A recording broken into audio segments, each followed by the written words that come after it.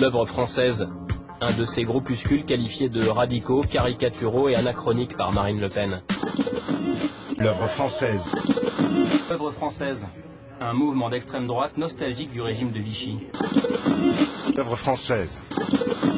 L'œuvre française, ce groupuscule d'extrême droite au relent antisémite.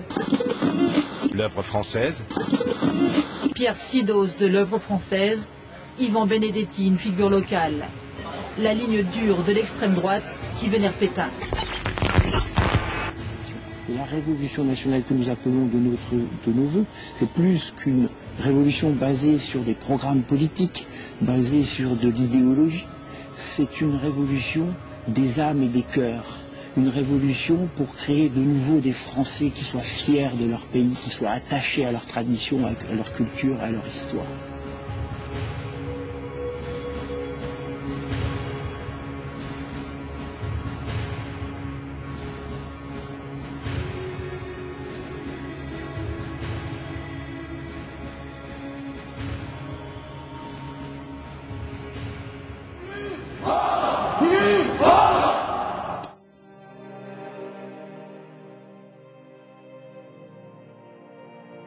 En accueillant l'œuvre française, le renouveau français des révisionnistes, c'est tout un discours, tout un air connu qui vient y faire colloque samedi.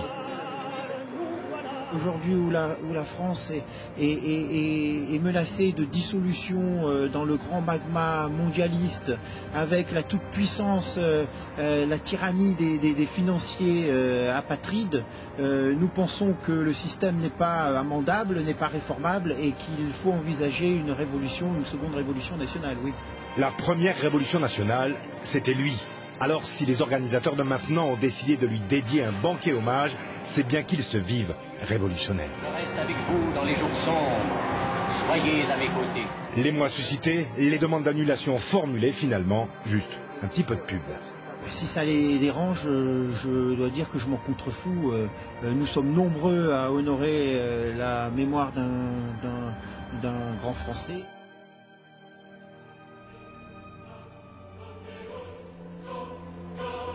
Une réunion privée, toute la fine fleur nationaliste est de la partie. Alexandre Gabriac, conseiller régional ex-FN, surpris en plein salut nazi lors d'une soirée. Les fascistes espagnols. Pierre Sidos de l'œuvre française. Yvan Benedetti, une figure locale.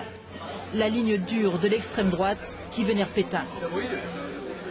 L'œuvre du maréchal est très très caricaturée et cette tentative de régénérer la France, de redresser la France, non pas à travers des programmes politiques, à travers des petites magouilles politiciennes comme on le voit souvent, mais à travers une volonté de refaire des Français. Je pense que c'est une initiative qui était louable, oui. À l'étage, entre deux conférences sur une nouvelle France nationaliste, il y a de quoi rester dans l'ambiance. D'ailleurs, ce soir, les chantres du renouveau pétainiste commémoreront les 60 ans de la mort du maréchal, histoire revisitée. Vous allez évoquer ce soir pendant ce banquet la collaboration. Mais non, c'est très accessoire. La plupart des partisans du maréchal Pétain étaient évidemment hostiles à la présence allemande et il n'était pas question de collaboration. Mais est-ce que le maréchal était antisémite et xénophobe? Pour rien, bien évidemment. On ment effrontément. Jamais en zone libre, il y a eu des toiles. Or, les gens ne le savent pas. Les propos sont assénés avec la plus grande sincérité. Aujourd'hui, les associations de défense des droits de l'homme ont préféré rester à distance de ce forum nationaliste qui sentait un peu la poudre.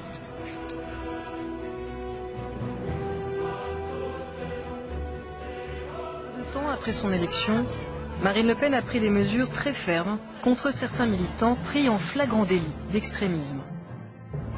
Elle a exclu Yvan Benedetti, numéro 2 de Bruno Gollnisch, pour des propos antisémites.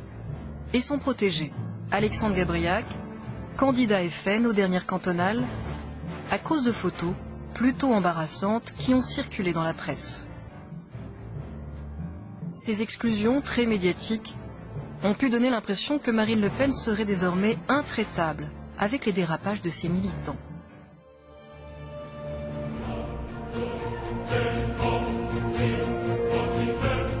Pour rassurer ses nouveaux amis, Marine Le Pen fait le ménage.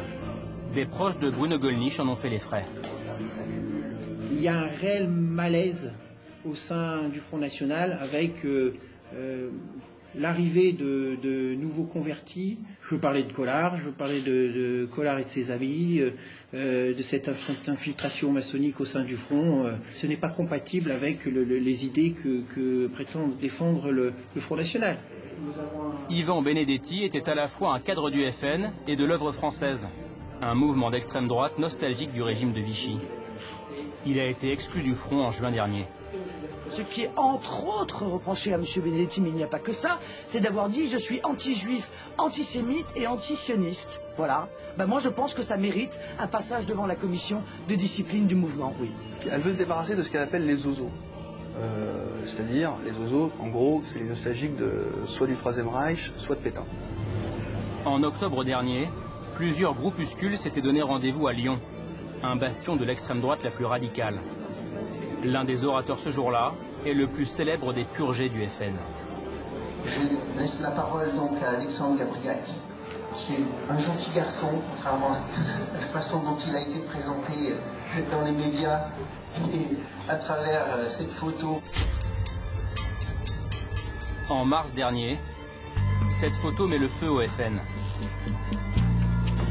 Pur produit du Front, militant dès l'âge de 13 ans, candidat au cantonal, membre du comité central du parti, Alexandre Gabriac est convoqué par la direction du mouvement.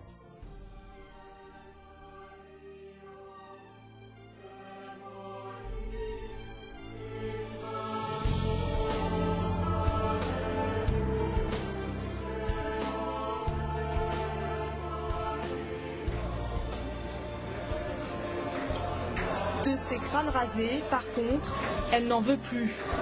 Pour redorer l'étiquette FN, la nouvelle présidente a promis de faire le ménage.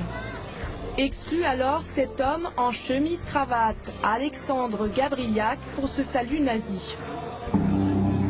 Exclut aussi Yvan Benedetti, pour avoir déclaré être antisioniste, antisémite et anti-juif.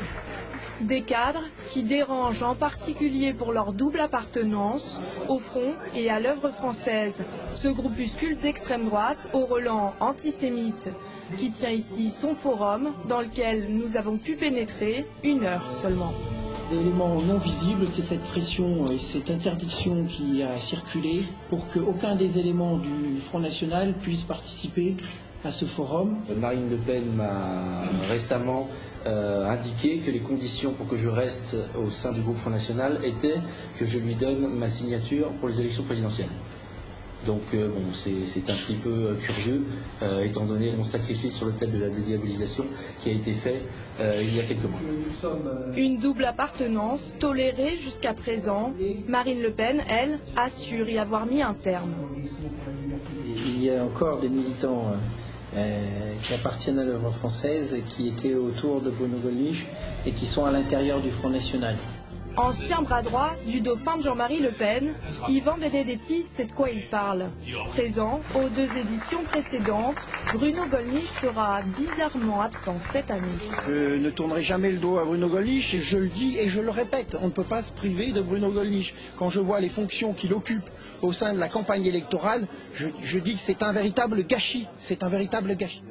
Le jeune conseiller prend donc toujours la parole au nom du Front, tout comme Olivier Wissart, pourtant lui aussi exclu du parti. Des radicaux qui continuent de siéger au conseil régional au sein du groupe FN, une situation qui met mal à l'aise. Je souhaite que ces élus restent comme apparentés au groupe Front National et qu'on ménage plus tard peut-être des réconciliations ultérieures. Je pense personnellement que le pardon mutuel des offenses est non seulement moralement louable, mais politiquement utile. Ils disent que derrière ces exclusions, c'est vous qu'on vise.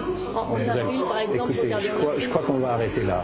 Je crois qu'on va arrêter là. Parce que, voilà, vous êtes venu me parler de 2 ou 3 personnes lesquelles j'ai de l'affection, bien sûr, qui sont en rupture avec le Front National. Ce qui vous intéresse, comme beaucoup, un certain nombre de vos confrères, c'est exclusivement ça. Non, c'est juste pour, et comme ça fait la 12e fois, mais c'est comme ça fait la 12e fois que vous me posez la question, ça fait trop, c'est trop pour un juste pour. Voilà. Merci beaucoup. Merci.